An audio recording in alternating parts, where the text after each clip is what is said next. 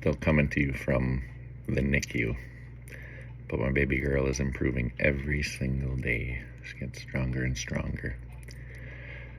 Today's news, I have been scrolling a little, and it's all this Texas gerrymandering BS. And then California wants to retort, because if the Republicans can do it, then the left can do it as well. Let's take a step back all the way to the beginning, the basics. You got a class of students and they need a class president. All right, who wants to be class president? 3 kids raise their hand because they want to be class president. All right, get up here and talk to us. What are you going to do as class president? First kid goes, says what they're going to do. Second kid goes, says what they're going to do. Third kid goes and says what they're going to do. All right, go stand by someone. Who do you think would do the best job? And you take a look. First kid has 10 classmates around him, got 10 votes. Second kid got 2. Third one got 7. Those are small numbers. Sounds like the first kid won 10 to 2 to 7. Maybe they should be class president. And so in general, that's the idea of a democracy, isn't it? You tell your ideas, people hear your ideas. An opponent tells their ideas, people hear your opponent's ideas, and we have a vote. In a classroom, it's nice. 4 walls, no movement, no escape. In the states out west, they're all drawn in squares. Wyoming, Colorado, Utah. Out east, all the maps are drawn by rivers or squares. At least that's how I simplify it for my students. But then inside of each state, there are different voting districts. I'm in Michigan's first. It's the entire UP and a pretty decent chunk of the northern lower peninsula. It's a huge chunk of grass and pine trees and water. Not many people. And then Detroit's got its own smaller area with a population pretty equal to the whole UP and northern LP. We divide the states into somewhat equal population size groups, somewhat regionally located. And we say, okay, send your best. We chose Congressman Jack Bergman from Bruce Crossing. And he goes to Washington, D.C. to help President Trump do right by the American people. Then he's supposed to come back here and report out and let us tell him if he's doing right or if he's doing wrong. We are his constituents. He is our representative. There should be direct lines of communication in both directions. But now all of a sudden there's something called gerrymandering, where they draw these squiggly lines and they say that these people are all connected to these people and these others are all connected to these people. And they make a district in a dragon shape. North Carolina did this about 20 years ago really, really well. They figured out how to restrict black voting. They said, hey, a lot of Democrats go to church on Sunday where their pastor says, don't forget to vote. I'd like every one of you to go down to your polling place today and vote. And they'd sing their songs and they'd praise Jesus and they'd listen to their pastor and then they'd go vote. North Carolina Republicans said, that's illegal. Don't do that. No Sunday voting. Awful funny when a political party is so proud of American democracy but wants less voting. That ID, not good enough. Anytime you want to vote? No. Have your ballot mailed to you? No.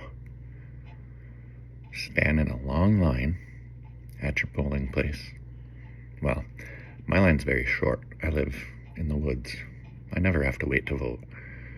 But I suppose down in Milwaukee, Detroit, Chicago, places where the people live, I guess those lines get pretty long. Atlanta, Georgia, those lines get pretty long. And then it's illegal to give a water bottle to someone standing on the sidewalk in Georgia. Awful.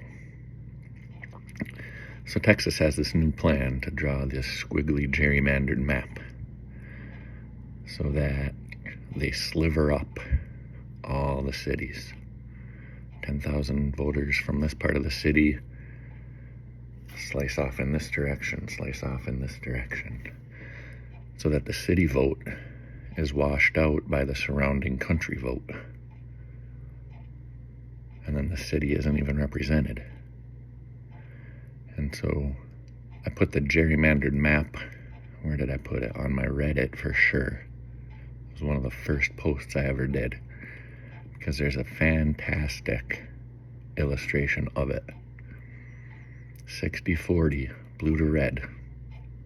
Just like everyone knows it is. On almost everything. Should moms be allowed to stay home with their babies when they're born? Democrats say yes, and Republicans say no, get back to work. Should health care be cheaper in this country? Democrats say yes, and Republicans say no. Should we have lots of voting in this country? Democrats say yes, Republicans say no. Michael Moore's been explaining this for 40 years, maybe. 30 years. When did I start following? You only need to gerrymander if people don't like your ideas. Why don't you propose something that people want?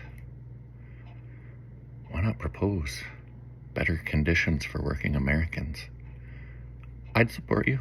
You could be a Republican. It could say R after your name. If you said you wanted to make it better for working men like me, raise my pay, improve my benefits, tell the old boss man he doesn't get another Ferrari, another yacht, another NFL team, stadium, whatever.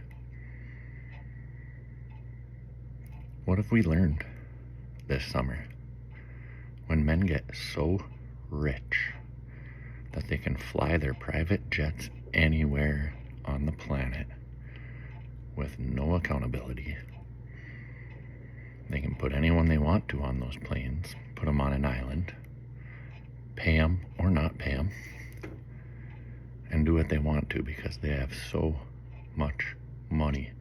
They're completely detached from reality. Or we could tax them, put in some public transportation, universal health care, UBI, and improve the lives of Americans. And be a better country, a safer country, a healthier, happier country. That would make America great again. Just putting people in a concentration camp, 32 men to a cage, is not who we are. Saying that the housekeeper at the hotel has all my money when I know it's corporate. It's not popular. I'd like to see the rich help out a little more. And a lot of my buddies would like to see the rich help out a little more. So if there was a politician who could find it in their hearts to say, maybe the rich could help out a little more, a lot of people would vote for that. And if their opponent said, we should cut taxes for the rich because they're the job creators, don't they have to create jobs that people want to work in, that lead to a fulfilling life and a steady income, and a safe, healthy home? Doesn't matter if you're a job creator if the job sucks. We can do better. One side's saying the rich should pay taxes. The other side's saying the rich can keep their money for their private jets and their private islands. What do you think most people would vote for if the voting was actually fair? That's why you gotta gerrymander, and that's why gerrymandering is bullshit. Pardon my language. RCV is coming to Michigan. I cannot be more excited. BirdDogPolitics. Like, subscribe, share, all that stuff. We're at 15 subscribers. My baby girl's been in the NICU for 5 days. But I feel something going. I added a Facebook page. I'm working to promote, which I enjoy a whole lot less than just sharing my thoughts. But it's two sides. My creative side, my storytelling side, business, promotion, selling myself side. Lots to do if we're going to save this country. Thanks for the chance.